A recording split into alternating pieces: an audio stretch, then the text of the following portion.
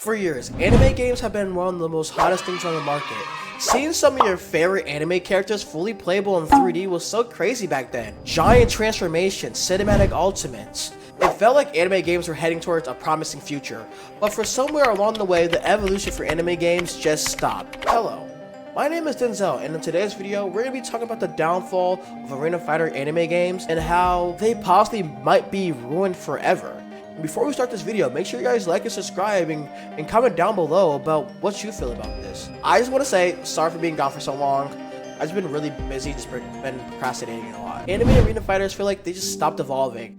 Most of these games feel like copies of other copies. Whether it's JJK Curse Clash or My Hero 1 Justice or even the Demon Slayer games, they all trace back to one series, the Naruto Storm series. And funny enough, the Storm series may have just ruined anime Arena Fighter games forever. So, back in the late 2000s, at this point, we haven't seen an anime faithfully adapted to a game before. So when the Storm series came out, it was revolutionary. It changed the game quickly.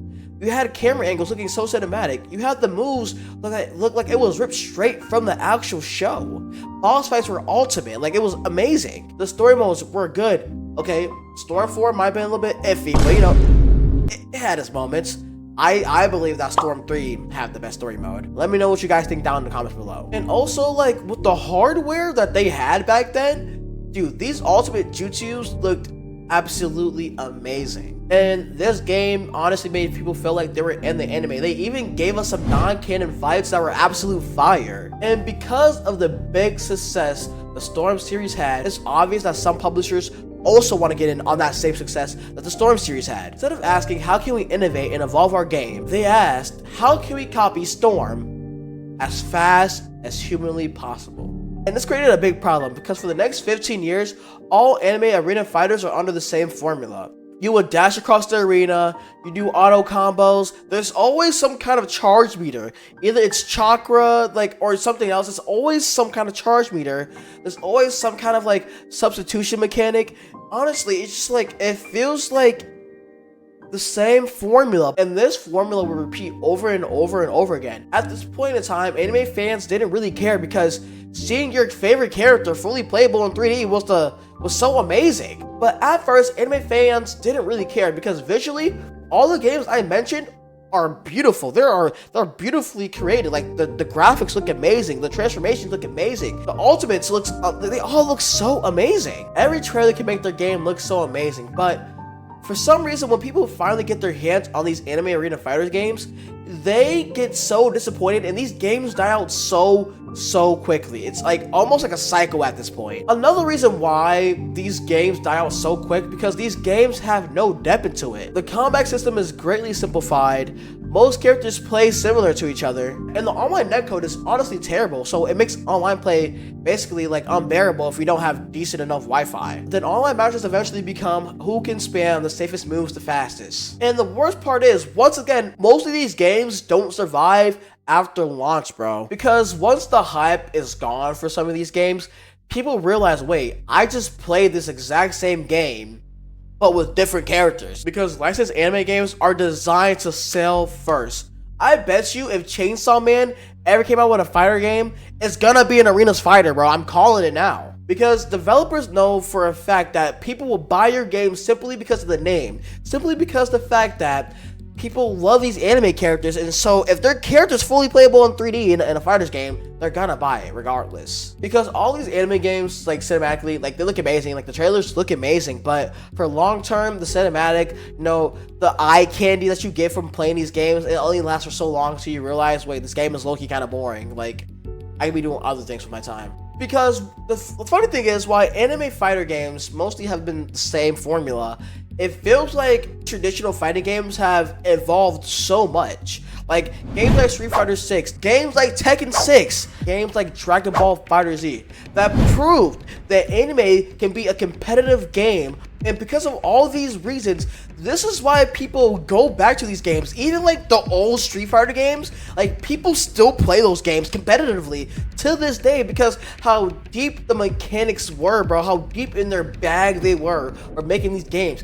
Games like Tekken, people still play their older games. Like, and the reason people still play these games years later is because team composition actually mattered. Mechanics actually mattered. Combos actually mattered. Skillfulness actually mattered in the game. So people will come back to these games years later because they were still fun to play. I literally a couple weeks ago bought Naruto Storm 3 and ran through it again because it was so fun. I love Storm 3. And then you have a game like Guilty Gear Strive.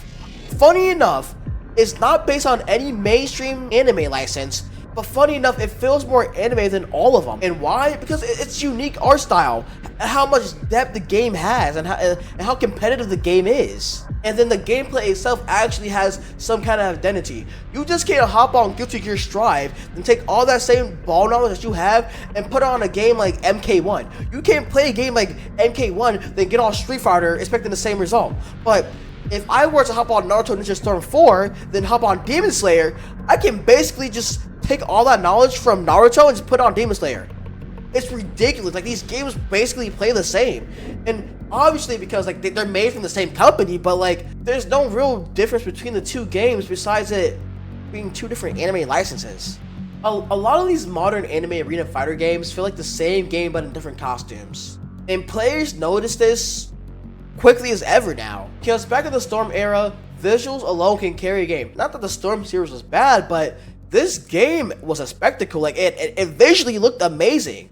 But in today's world, people are more greedy. Like, they want rollback netcode. They want balanced gameplay. They want long-term replayability with a game. And like it or not, people want competitive depth. Humans are naturally competitive creatures, okay? And then this creates another problem because if you keep getting disappointed with the same genre of game, whenever an anime fighter gets announced, people get so hyped, but then they realize it's an anime arena fighter game, and then they're like, wait, like, is this gonna play just like Naruto? Like, is this actually gonna be somewhat unique? And you wonder why I'm not mentioning games like Xenoverse. It's just saying how compact that game is. That game is honestly so amazing. So you see why I'm praising games like Xenoverse and Naruto Storm, because honestly, they're really good games. Like, yes, like they have their issues, but like honestly, like they're really good games. And so back to the question that when people ask if this game is gonna be like Storm, most of the time it's yes, because for some reason these publishers are so scared to take any kind of risk.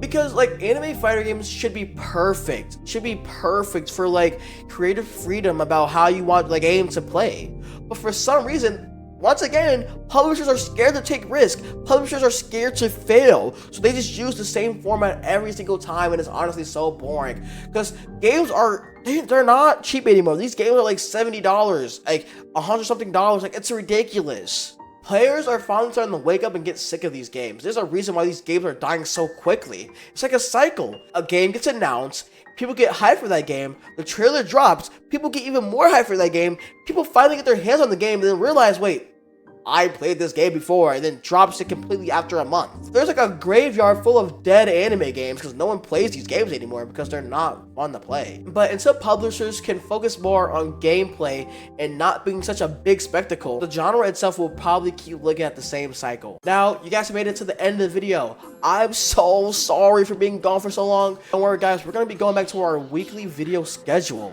okay?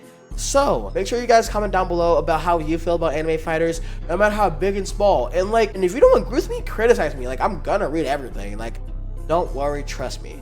Now, see you guys next time, and bye.